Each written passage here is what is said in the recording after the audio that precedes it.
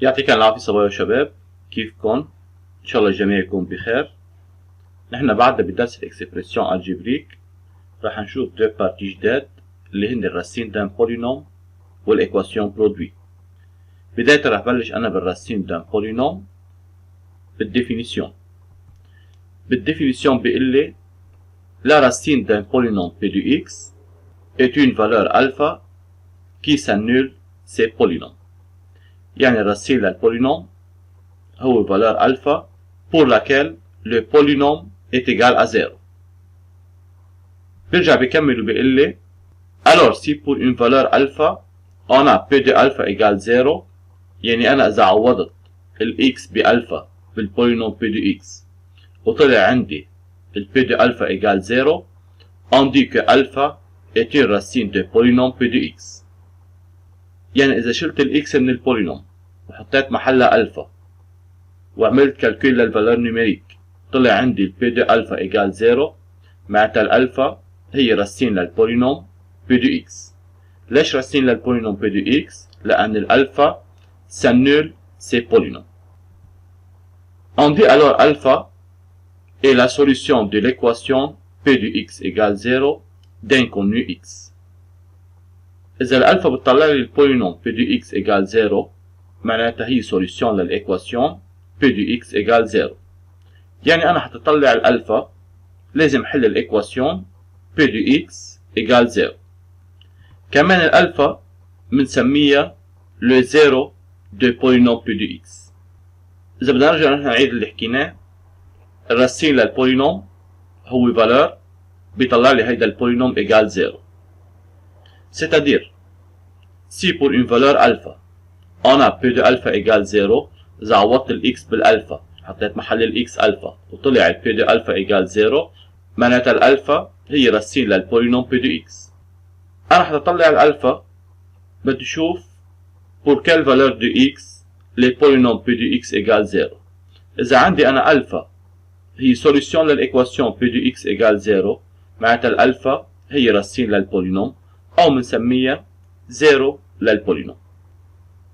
بنشوف exemple بيعطيني بولينوم p de x égale 2x2 plus 3x moins 2، بيطلب مني calculer p de 1, p de 1 demi et p de moins 2.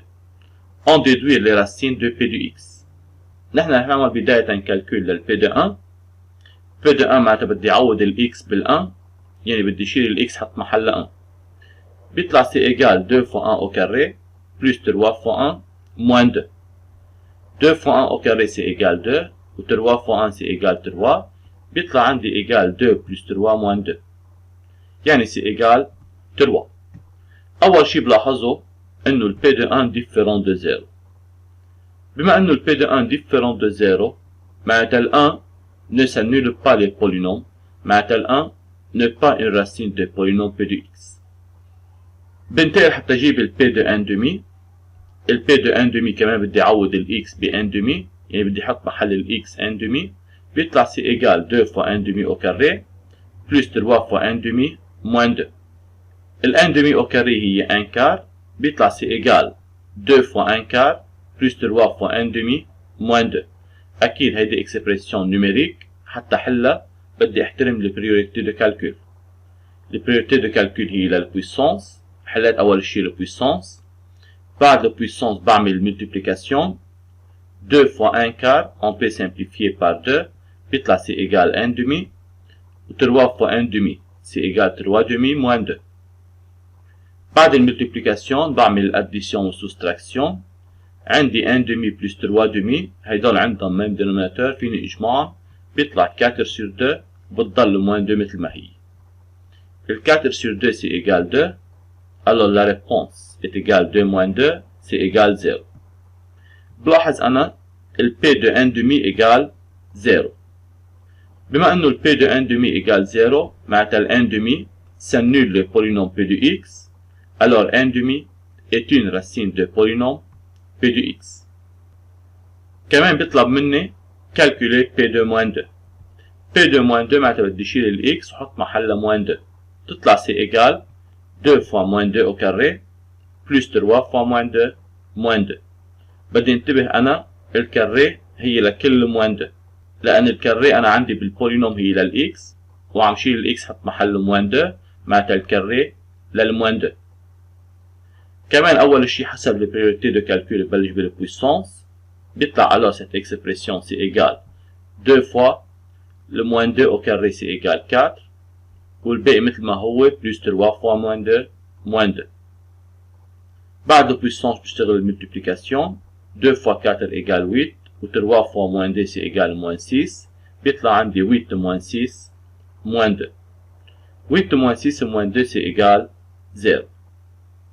كمان بلاحظ طلع عندي P2 moins 2 égale 0 معناتها الموان 2 سنول لو بولينوم P de X معناتها الموان 2 هي راسين للبولينوم. ننتقل حتى نشوف بارتي جديدة اللي هي الإيكواسيون برودوي.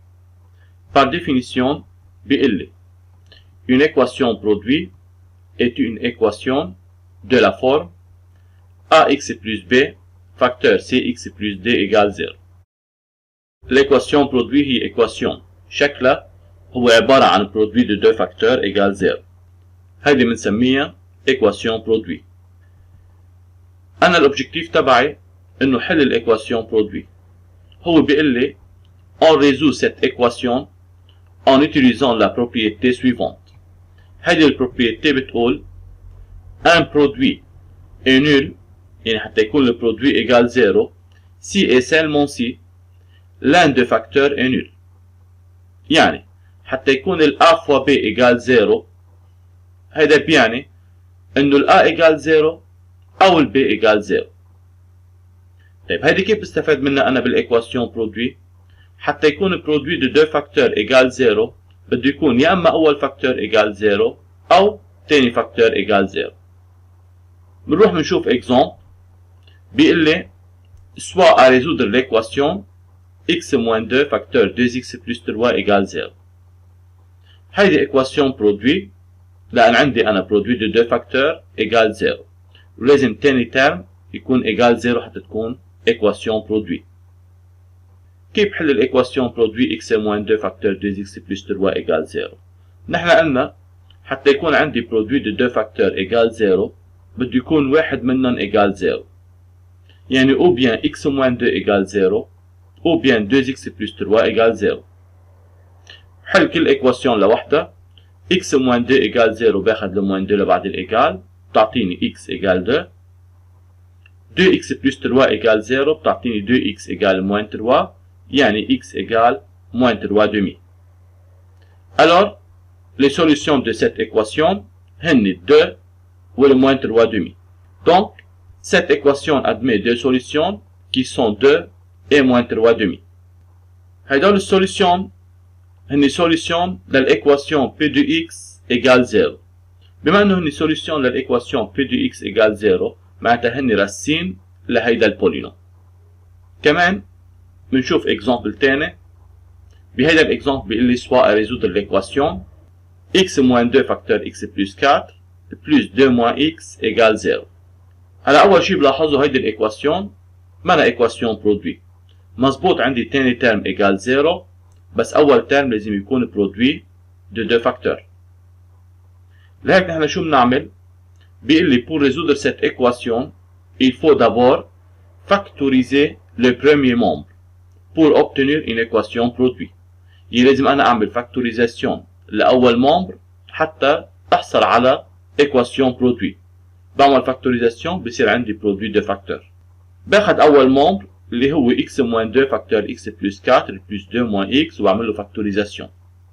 حتى أعمل factorisation أول شي بعمل groupement ل 2 moins x بحطها entre parenthèses. بلاحظ بين ال 2 termes ما عندي facteur commun ولكن ال 2 moins x هي opposée لل x moins 2 بستعمل التكنيك de changement de signe. بصير عندي x moins 2 facteur x plus 4 البلس بتصير موان وال 2 moins x بحط الأوبوزي له اللي هو x moins 2. صار عندي فاكتور كمان هو x moins 2 باخد ال x moins 2 en فاكتور وبقسم كل ترم على x moins 2. أول ترم بيطلع x plus 4 وتاني ترم بقسمه على x moins 2 بيطلع égal 1. x plus 4 moins 1 c'est égal x plus 3 يعني الفورم فاكتوريزي هو x moins 2 فاكتور x plus 3. هيك أنا بكون عملت فاكتوريزاسيون لأول ممبر. يعني هيدي الإيكواسيون بتصير عندي x moins 2 فاكتور x plus 3 اللي هي الفورم فاكتوريزي إيجال 0. يعني أنا حولت هيدي الإيكواسيون لإيكواسيون برودوي. كيف حولتها لإيكواسيون برودوي؟ عملت فاكتوريزاسيون لأول ممبر. هلا الإيكواسيون برودوي نحن بنعرف نحلها حتى يكون عندي x moins 2 فاكتور x plus 3 إيجال 0. يعني برودوي دو 2 فاكتور إيجال 0. لازم يكون يا اما اول فاكتور ايجال 0 او ثاني فاكتور ايجال 0. يعني او بيان x moins 2 ايجال 0 او بيان x plus 3 ايجال 0. x moins 2 ايجال 0 بتعطيني ال x ايجال 2 و x plus 3 ايجال 0 بتعطيني ال x ايجال moins 3. يعني ال 2 و moins 3 هن السوليسيون لهيدي الايكواسيون. Alors cette équation admet deux solutions qui sont 2 et moins 3. بما انه انا عم حل الايكواسيون P du x اللي هو البولينوم إيجال 0 معناتها ال 2 وال moins 3 هن راسين للبولينوم اللي هو x moins 2 فاكتور x plus 4 plus 2 moins x. بنتقل حتى شوف ابليكاسيون عن الراسين وعن الإيكواسيون برودوي. بيقول لي بالابليكاسيون on donne a de x égale 2x2 plus ax plus a و b de x égale x plus 1 au carré plus 2x plus 2. نحن هنشتغل كل بارتي لوحدها حتى نشوف بكل بارتي كيف بنشتغل. بيقول لي trouver a pour que moins 3 soit une racine de polynôme ax. نحن بنعرف حتى تكون ال moins 3 راسين للبولينوم a de x لازم تكون ال a de moins 3 égale 0. ال moins 3 هي راسين للبولينوم a de x si et seulement si a de moins 3 égale 0. بداية أنا رح جيب ال a de moins 3. حتى أجيب ال a de moins 3 بعوض ال x ب moins 3. يعني بشيل ال x بحط محلها moins 3. Alors a de moins 3 c'est égal 2 fois moins 3 au carré plus a fois moins 3 plus a. Donc c'est égal 2 fois 9 اللي هي moins 3 au carré plus a fois moins 3 plus a. 2 fois 9 18. A fois moins 3 c'est moins 3A, alors c'est égal 18 moins 3A plus A. C'est-à-dire 18 moins 2A. بجمع moins 3A plus A, c'est égal moins 2A. هيدي ال A de moins 3. حتى تكون ال moins 3 راسين للبولينوم لازم تكون ال A de moins 3 égal 0. يعني أنا حتى أطلع ال A بحل الإيكواسيون A de moins 3 égal 0. ال A de moins 3 هي 18 moins 2A, c'est-à-dire 18 moins 2A égale 0. 18 moins 2A égale 0 تعطيني moins 2A égale moins 18 إذا أخذت ال 18 تبعت الإيجال. بضرب الإيجاليتي كلها بموان. Alors c'est équivalent à 2A égale 18. Donc A égale 18 sur 2 يعني A égale 9. يعني حتكون ال moins 3 راسين لهيدا البولينوم لازم تكون ال A égale 9.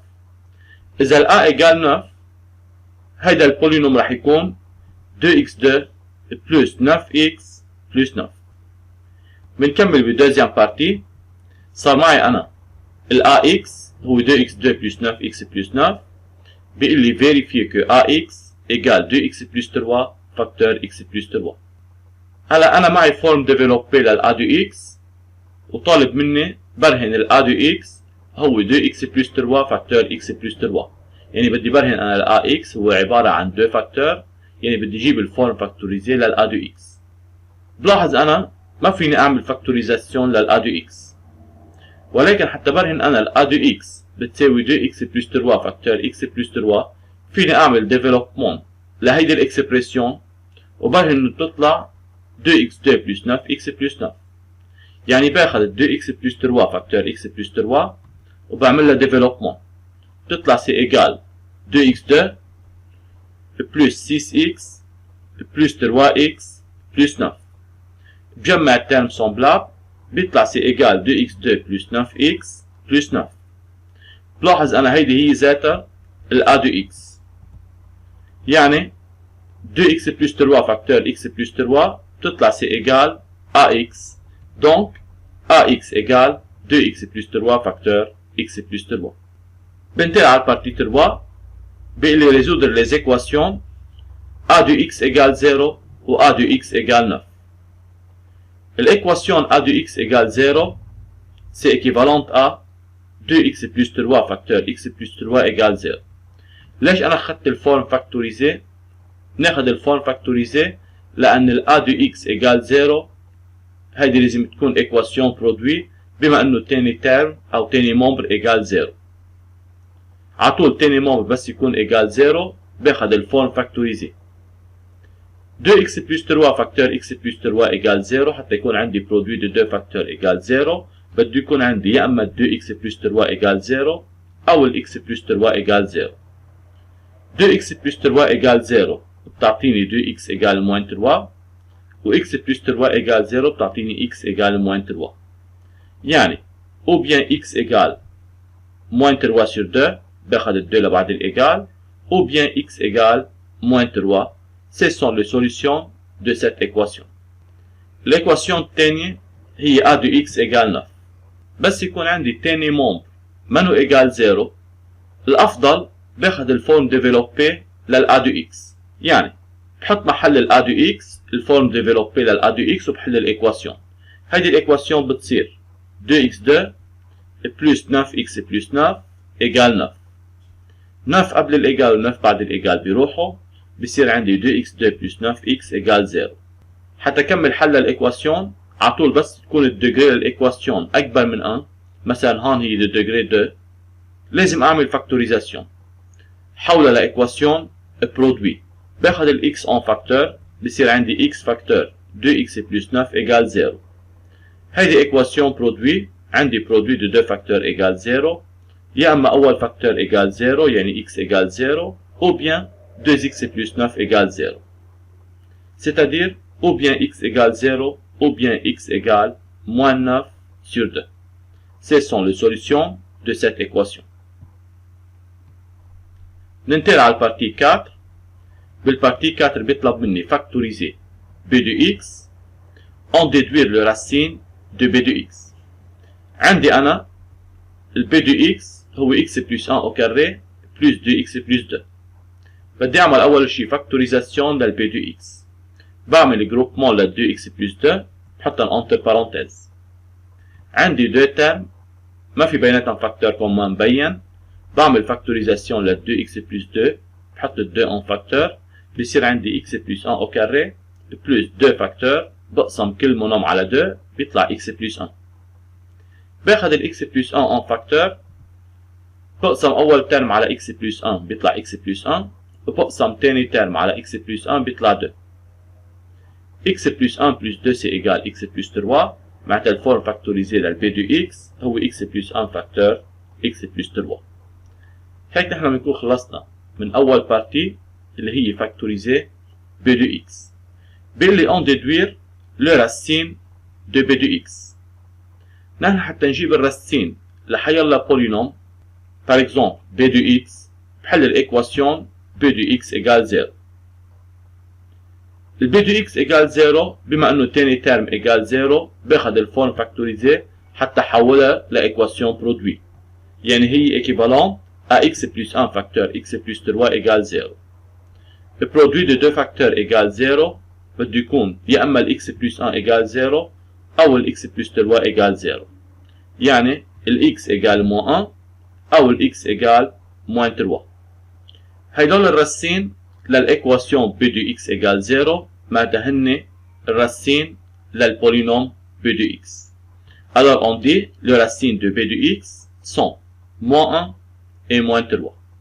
بنتقل على البارتي 5 بيقول لي résoudre les équations b de x égale 3 et b de x plus 1 égale 0.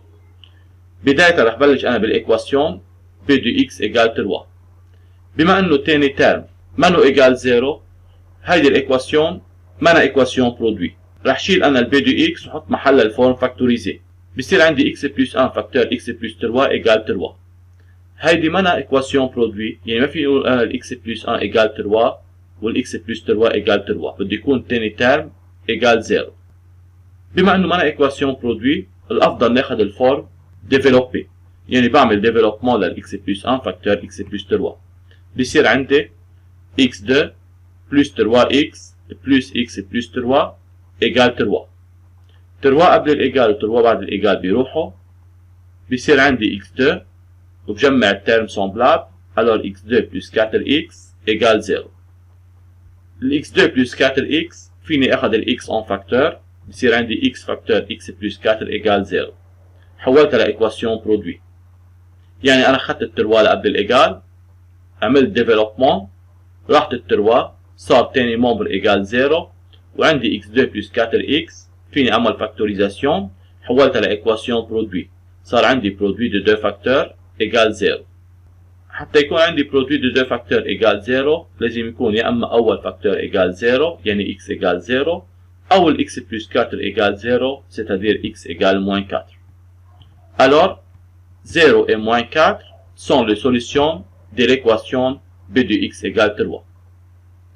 بنتقل على الإيكواسيون الثانية اللي هي b de x plus 1 égale 0. كمان رح شيل أنا ال b de x وحط محلها الفورم فاكتوريزي. حطيت الفورم فاكتوريزي، بما انه تاني مومبر ايجال 0 معناتها هيدي لازم اقدر احولها لايكواسيون برودوي. حتى احولها لايكواسيون برودوي لازم اعمل فاكتوريزاسيون، ولكن بلاحظ انا بين اول ترم وتاني ترم اللي هو ال1 ما في عندي فاكتور كومان. ما في عندي فاكتور كومان يعني ما فيني اعمل فاكتوريزاسيون. بس ما يكون فيني اعمل فاكتوريزاسيون، الكال الوحيدة حتى حل الايكواسيون انه انا اعمل ديفلوبمون. بعمل ديفلوبمون للx plus 1 facteur x plus 3، بصير عندي x2 plus 3x plus x plus 3 plus 1 égale 0. جمع الترم semblable، بصير عندي x2 plus 4x plus 4 égale 0. طول ما هي الديجري للإيكواسيون أكبر من 1 إجباري أنا أعمل فاكتوريزاسيون وحول الإيكواسيون لإيكواسيون برودوي. بما إنه تاني مومبر égale 0 بدي أعمل فاكتوريزاسيون لأول مومبر. ال x2 plus 4x plus 4 هي x plus 2 au carré، لأن أنا عندي ال x2 هي كاري لل x، ال 4 هي كاري لل 2، وال 4x هي 2 fois x fois 2، يعني ال x2 plus 4x plus 4 هي x plus 2 au carré. صار عندي أنا الإيكواسيون هي x plus 2 au carré égale 0. هيدي فعليا إيكواسيون برودوي، لأن ال x plus 2 au carré هو x plus 2 facteur x plus 2. حتى تكون égal 0 بده يكون عندي ال x plus 2 égal 0، يعني ال x égal moins 2. Alors, cette équation admet une solution unique هي x égal moins 2. ننتقل على البارتي 6. بهيدي البارتي بيقول لي résoudre l'équation a de x égale b de x. عطول أنا حتى حل إيكواسيون فيها égalité بين دو بولينوم، باخد الفورم فاكتوريزي لل a de x وباخد الفورم فاكتوريزي لل b de x، وبحول الإيكواسيون لإيكواسيون برودوي. حتى حول الإيكواسيون لإيكواسيون برودوي لازم يكون تاني مومبر إيجال 0، يعني باخد ال x plus 1 facteur x plus 3 لقبل الإيجال، بصير عندي 2x plus 3 facteur x plus 3 moins x plus 1 facteur x plus 3. أكيد أنا بس آخد هيدا البرودوي لقبل الإيجال بغير السين للترم، يعني هون قدامه في بلس بصير في موان، والتاني مومبر بصير إيجال 0.